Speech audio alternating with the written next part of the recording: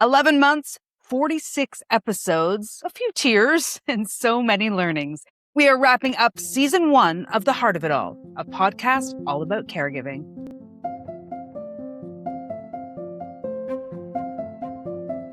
Hello there. I am Teri Hart, and I cannot believe that we are here, putting a pin into season 1 of a podcast that was born out of an experience that I just knew millions of others were also having: caring for another person.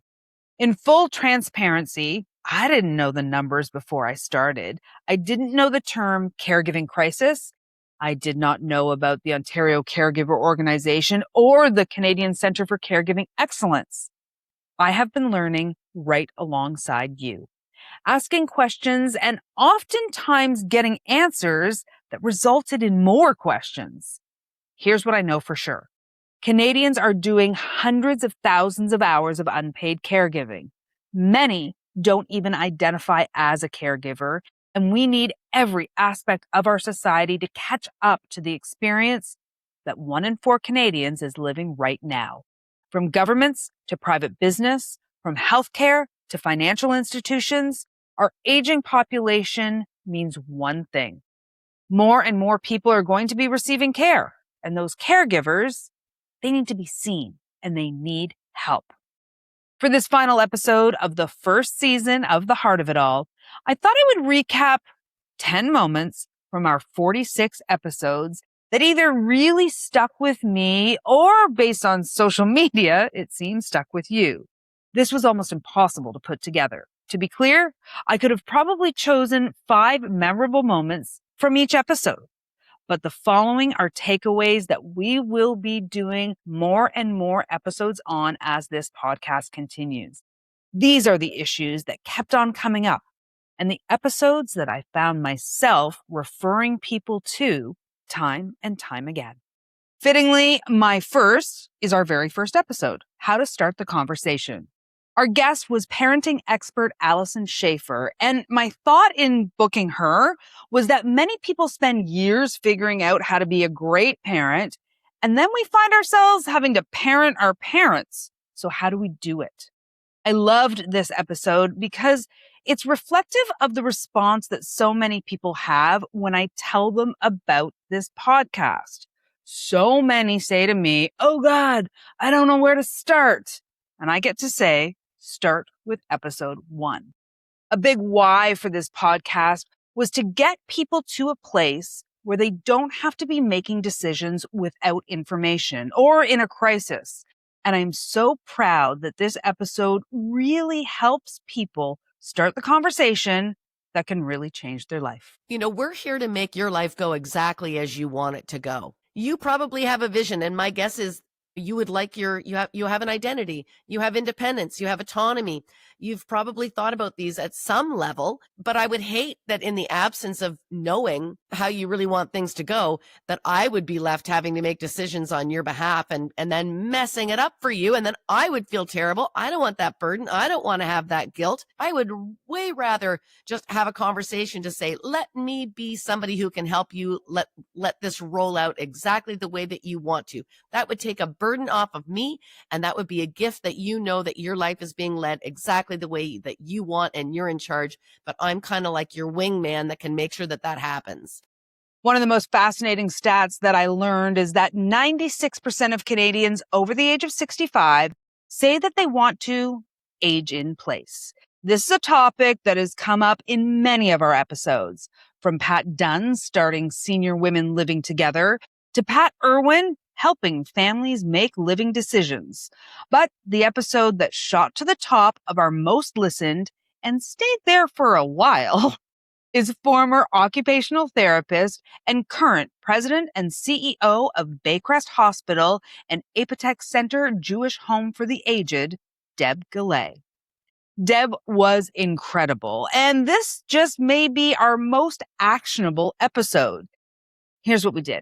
Deb and I went from room to room to room in a house, and she told us what we needed throughout a home to be able to age in place. Spoiler alert, lighting is key and tripping hazards must be removed, from random cords to area rugs. Our How to Age in Place episode was a brass tacks look at getting ourselves set up for success in the homes that we currently live. A huge percentage of folks who end up in long-term care are there because of a crisis. Something happened, a fall or a surgery, and they weren't able to return to their home because it wasn't set up for them to, you guessed it, age in place. If that is a priority for you or your care recipient, get ahead of it, folks. Take a listen to that episode. That's actually one of the first steps that's quite easy to do in a person's environment. So LED strips under the bed, you can get them, from Amazon that are easily, they're sort of motion detected so that when you stand up at night and you go to the bathroom, you don't have to flip on all the lights, but you have some wayfinding on the way back and you can see where your bed is, right? So even just those LED strips, a lot of them can be voice activated or activated by your smartphone, and that you don't risk tripping. Very easy first step. Probably the first recommendations that most occupational therapists make into improving the safety of a home is to get rid of throw rugs, things that you could trip over. So the lighting, and if you can't get rid of the carpeting, the throw rug, because it's very important, then make sure that they're backed with a plastic, a rubber matting, so that they don't wiggle around. And even if you can tape down the edges, again, not pretty, but those are some of the things that we think about. And why do we need the lighting? Well, we need the lighting so that you can avoid falling. And so let's also, on that first tranche of things that we can do, also look at removing clutter and things that you may trip over. There are a few things that I have to admit I have repeated time and time again. A learning that just seems to naturally fit into almost any conversation about caregiving and even just general aging, and it came from audiologist Beverley Wolfe. I knew I wanted to do an episode on hearing loss. For a lot of folks, it's like the canary in the coal mine for requiring maybe a little bit more help or intervention.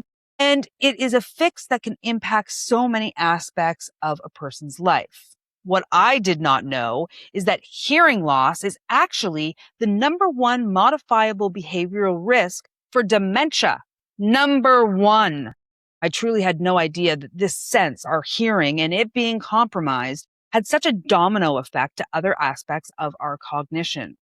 Beverley does an incredible job in that episode of explaining how our brain actually rewires itself when it's working overtime to compensate for hearing loss. Plus, do not underestimate the social isolation that hearing often impacts. Getting your hearing checked, I believe, should be a mandatory health screening, just like we do for certain cancers.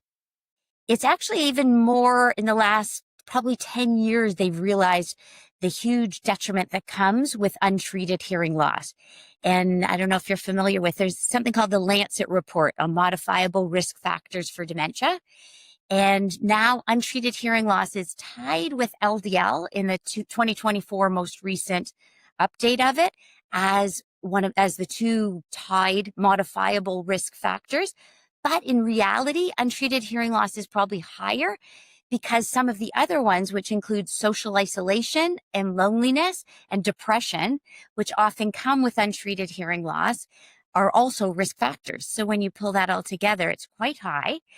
But bottom line, it involves feelings. It involves not being involved with understanding what your family is talking about at a family dinner, at people getting frustrated with you, at giving up, just sitting back. And then there's all sorts of risks with doing that and unhappiness. Now, full disclosure, I am a bit of a finance freak. As we are living longer and wanting to age in place, our finances have a huge impact on us being able to meet our goals. Throughout season 1, we did 3 episodes on finances and related topics, 2 with Rob Carrick and 1 with the Dave Chilton, who authored the life-changing book, The Wealthy Barber. I loved all of these conversations so very much. And I think that the information in all 3 episodes is actually worth their weight in gold. However, in our very first episode with Rob Carrick, he shared his incredible financial checklist for everyone who has an aging parent. A checklist, folks. It could not be easier for a topic that is really so intimidating for so many. The fact is, as the people we care for age, and as the world becomes more and more digitized, we will need to at first assist with their finances and then possibly take over. Rob describes it as going from co-pilot to pilot. To do that, we need to know what's what. This checklist from Rob Carrick is truly the absolute best starting point. And once you get through it, you'll be in very, very good shape. Oh, and one more thing. If you've heard of the go-go, slow-go, and no-go years of retirement spending, both Rob and I agreed that it should be reimagined as the go-go, slow-go, and then care years of retirement spending. Because let me tell you guys, those care years are the opposite of no spending. How much you need to save is almost an unknowable number. I mean, because it's so abstract. How much you need to save? I mean, how many years are you going to live? What lifestyle would you like to live? I mean, those are all variables that go into how much you need to save. I prefer to look at what will you spend? And then you can say, do I have enough income or enough savings to fund that for the lifespan I expect to live? You know, the issue though is, how much am I going to be spending every year? And will that stay the same? Of course it won't. You know, there used to be a financial planner I talked to often, and he said there were the go-go years of retirement, the slow-go years of retirement, and the no-go years, meaning that your spending would taper down steadily. But I think in the years that have gone by recently, and as it's become more normal to live to your late 80s or early 90s, the no-go years aren't cheap years. That's what we're learning. They're expensive years. And so what you might have been spending on trips and activities and memberships and subscriptions and tickets to events might now go to care workers and for retrofitting your home and that sort of thing, or for that nice retirement home you want to go to. And so it might be almost a U shape where you spend a lot at the top, and then you have these years when maybe you're cutting your travel and you're cutting your activities, and all of a sudden you're not doing anything, but the costs of supporting you get very high.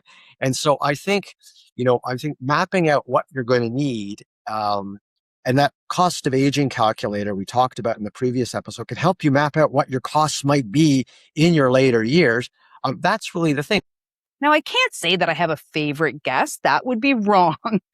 But I can say that Dr. Amina Jabbar blew my socks off and has become a person that I will always reference and use as sage counsel when I have questions or need to discuss anything to do with geriatric care.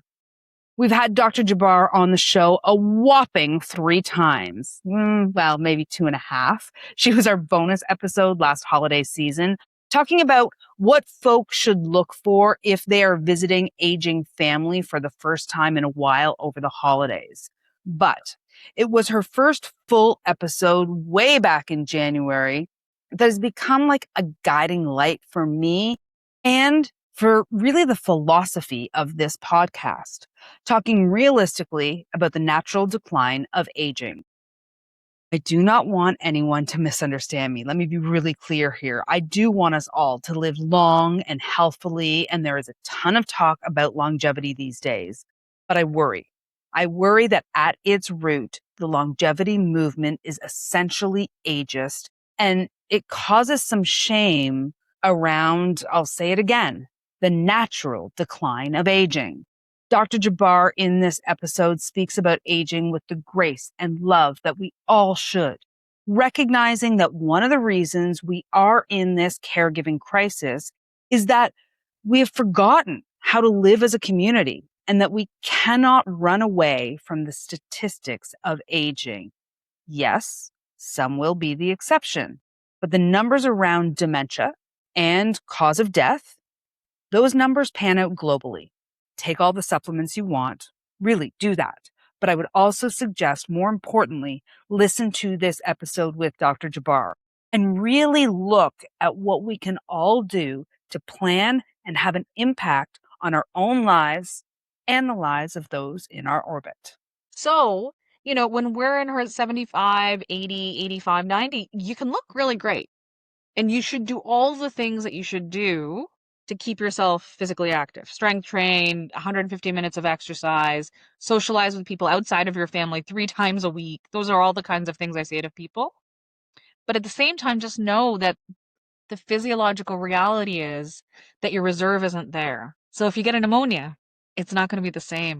One of the things I say to patients and their families all the time is the biggest challenge about getting older is accepting that there will be decline no matter what. It's like the pipes in your house. They're not that different from my vessels. There's wear and tear. They don't work as well anymore.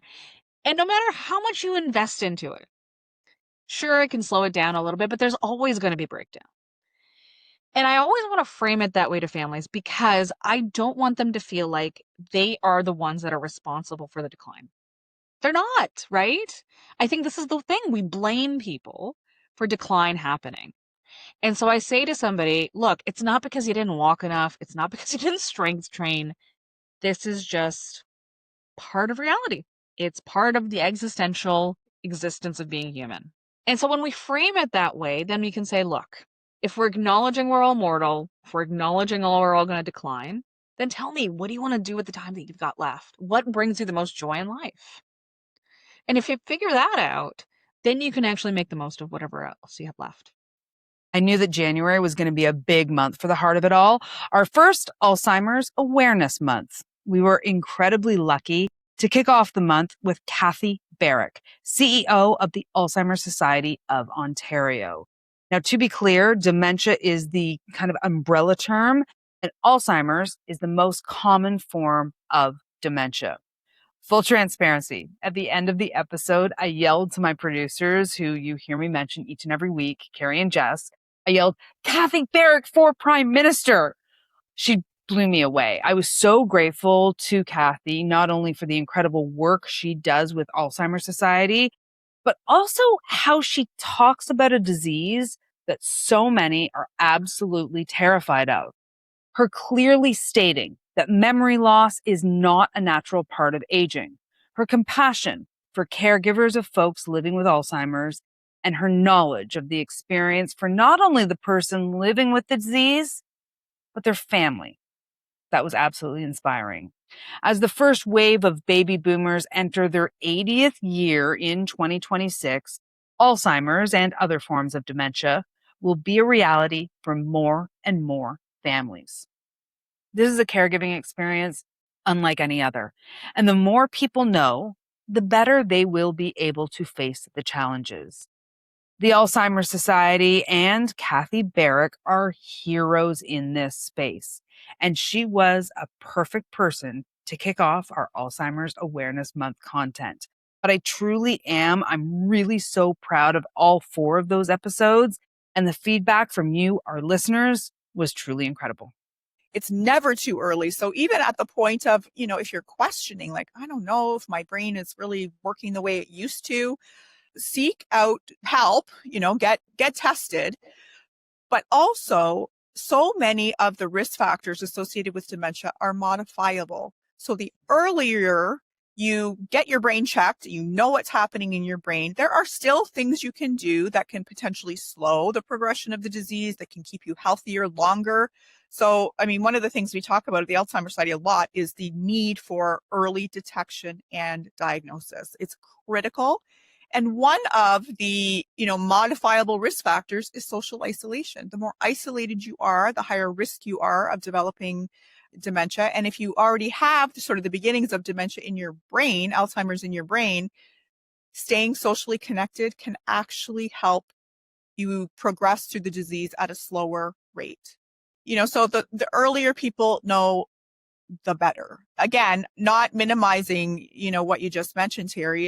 It's a very scary thing to imagine that the thing that kind of makes us who we are and allows us to function in the way that we do every day, contemplating that that's not working the way it used to is a very terrifying thing to contemplate. But not doing something about it and not getting detected early doesn't make it better. It actually makes it worse. We are a very proudly Canadian podcast. Caregiving is healthcare adjacent, and all of our doctors have been Canadian, as well as our therapists and social workers. There is one outlier, and he is a proper celebrity in the caregiving space. Neil K. Shaw runs Care Yaya in the States, and after caregiving for a grandparent and then his wife, Neil dedicated his life to helping caregivers. Neil and I are so very aligned on so many thoughts about caregiving and how our society needs to step up and recognize what is on our doorstep. But it was one simple concept from Neil that went absolutely viral. Caregiving should be a diagnosis. On his second visit to the podcast, we dove deeper into the concept, and it just truly makes so much sense. We know how much being a caregiver affects a person's own mental health, physical health, social life, finances, and so much more. When you become a caregiver, being diagnosed as such could change so much. From support at work to an automatic note to your family doctor, the possibilities are endless. We were so grateful to Neil for introducing us to that idea right here on the Heart of It All. And it is an idea that we will continue to explore because we need to take care of our caregivers. I think caregiving should be a diagnosis. When you become a caregiver, they should say, hey, your spouse has cancer. You now have a diagnosis. You're a cancer caregiver. And that means that within the next 1 year, 25% of you are going to experience mental health challenge. 33% of you are going to have a physical health problem of yourself because you're somebody else's caregiver. It should be a diagnosis. And then maybe you would be getting treated and you'd actually have somebody ask you how you're doing and maybe have you allocate some funding, some time, so that your diagnosis doesn't kill you. In Alzheimer's and dementia care, if you're above 65 and you're a spousal caregiver, you are 30% more likely to die than the person you're taking care of because of the stress of caregiving, which is kind of crazy. In general caregiving at a whole, like even me as like middle-aged person caring for my wife through cancer, you're 25% or 25 or 33, I forget which one, you're a decent amount of percentage likely to develop your own physical health issue within 1 year of becoming a caregiver. Our most requested episode, sibling relationships. It also took us a while to get there because we had to find the exact right person, and we did in Dr. Amy Dupree.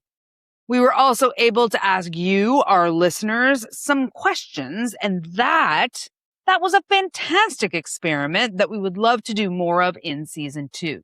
Here's what we learned. Find a common ground, do not accuse, and ask the right person in the family to do the right task. Sibling relationships are the longest relationship of your life, and there's nothing like them, good and bad. When you are responsible for caring for your parents, things are bound to be challenging. I was really proud of the very tangible advice and language that we used in this episode. I have no doubt that we will have Dr. Dupree back for season 2 to help us untangle more complicated family dynamics. Can I give you a line for that I think you'll like, which is having to do caregiving with your siblings is like having business partners you didn't ask for. So, right. I love that. Because now suddenly these people who maybe you just see on holidays or you have a very cordial relationship with, but you have very different lives, you're coming back together to have to manage something that's challenging, and likely you haven't had to do that together, and you probably have roles in your family that you're bringing into this. The most important part to me of these conversations is our approach. It's less what we say and how we approach the conversation. When you want to find common ground, you have to go out of, I think mom should stay in her home, I think mom should go into senior care living, and you have to go below that and say, what are we trying to accomplish? Why do we each feel that way? Because when you go to that level, now you're at a level where you can actually come to common ground. So the conversation could start, Teri, with something like, I think we both have mom's best interest at heart. We want her to be happy and to feel like she's living where she wants to be and that she's safe. And So we may have different ideas about that, but our goal is the same. From that point, it shifts the conversation. Throughout the season, we had 3 episodes that touched on the legalities associated with caregiving. Estate lawyer Jordana Talski joined us to break down wills and executors, and then again, for powers of attorney, both personal care and property. If what I just said sounded like gobbledygook to you, then you need to listen to both of those episodes. By the way, if you die without a will, the government doesn't get it all, but your family will be going to court and jumping through hoops to figure out your estate. And an estate doesn't have to be something grand. It can simply be just having a bank account. You must have your ducks in a row, and your powers of attorney are equally important. I loved her advice about being clear with the person you've assigned to be executor and so many other practical tips. Then there was Melissa Miller. She is a fierce lawyer who advocates for the elderly, and I could not love her more. If you aren't sure about the difference between a retirement home or community and a long-term care home or community, this is where you need to start. And by the way, if you want to get your blood boiling, dive into the for-profit long-term care homes and how desperately that system needs to change. A lot of people think that they don't have to do anything really if there's no will, but the truth is there's still a lot of administration that needs to be done. There's bank accounts that need to be closed, liquidated and closed. There's arrangements that need to be made. Maybe you got to move your stuff out of a person's home or whatever. And there has to be someone in charge to do that. So really, there still needs to be a process to appoint an executor, which we'd call an administrator, if there's no will. And then in terms of what that executor has the power to do and how to distribute any assets that a deceased person left, it would go according to the law. There is statute law in each province dealing with what we call intestacy. So that's when someone dies without a will. So it doesn't mean that the government necessarily gets it. It doesn't mean that whoever was hanging around gets it. There are laws, and so the laws of intestacy in the jurisdiction in which the person resided would kick in to dictate where those person's assets go. And here we are, number 10, my final thought from season 1. It may be due to recency bias, but it's also because this episode is just full of so much hope for the future in this province and country around dementia care. Dr. Saskia Sivananthan and the Brainwell Institute have just begun the Ontario Dementia Task Force, and their goals over the next 7 years are lofty. If there's anyone that can accomplish this, it is Dr. Sivananthan and her team. Our discussion around dementia care and treatment compared to the trajectory of cancer treatment blew open my eyes and brain to possibilities that I frankly had never thought of before. We are looking at diseases that primarily affect our aging population differently now. There are advocates, folks who have been and currently are caregivers, wanting something different for the next generation, and those that are still in it. We believe the root cause is a lack of coordination at the provincial level.